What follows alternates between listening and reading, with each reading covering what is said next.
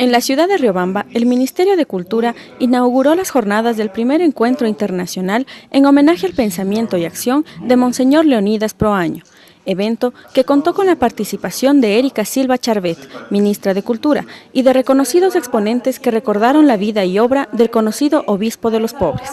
Monseñor Proaño, en cambio, dedicó su vida a mirar con agudeza la situación de postración de los campesinos, indígenas y pobres del campo,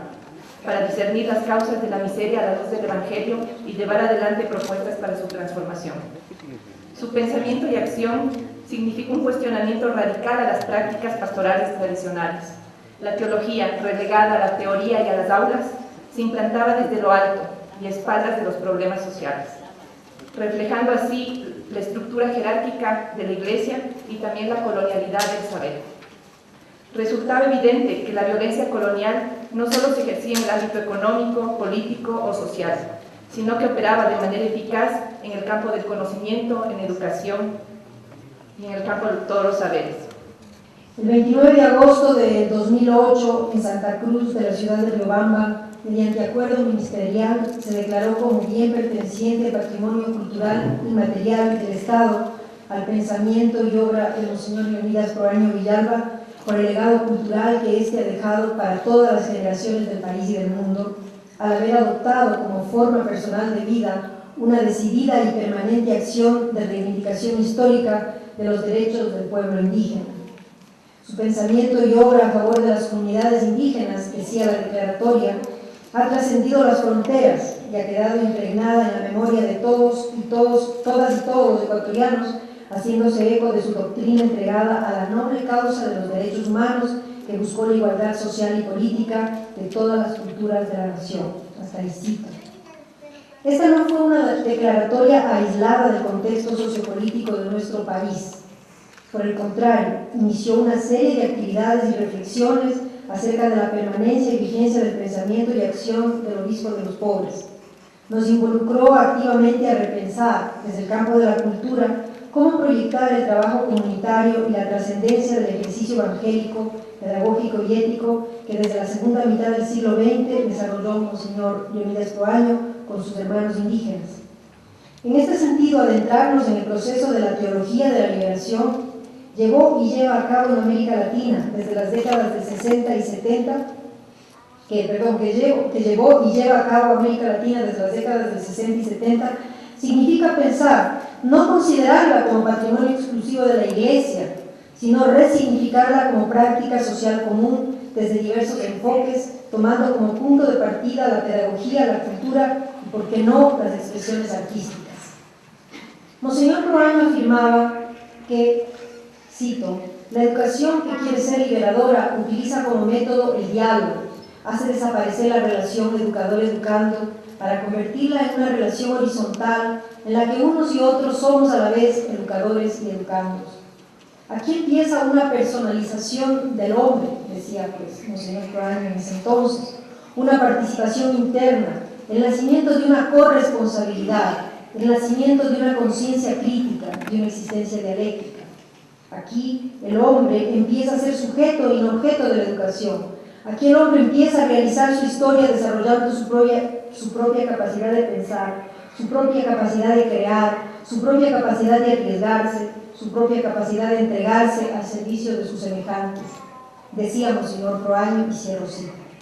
Como educadora, que también soy, creo que no hay nada más contemporáneo para lograr la sociedad del buen vivir como cristalizar este pensamiento en nuestras niñas, niños, jóvenes latinoamericanos, promoviendo espacios participativos comunitarios, enseñando y aprendiendo a tejer conciencias colectivas más humanas, más democráticas, más tolerantes y más comprometidas.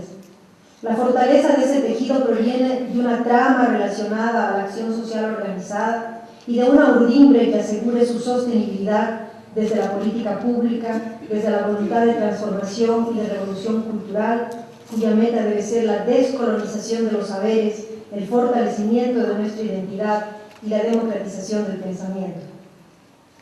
De ahí que nuestro compromiso está en materializar y fortalecer este tejido, y la mejor herramienta que tenemos en las manos es difundir y participar del pensamiento del maestro y educador del pueblo, Monseñor Leonidas.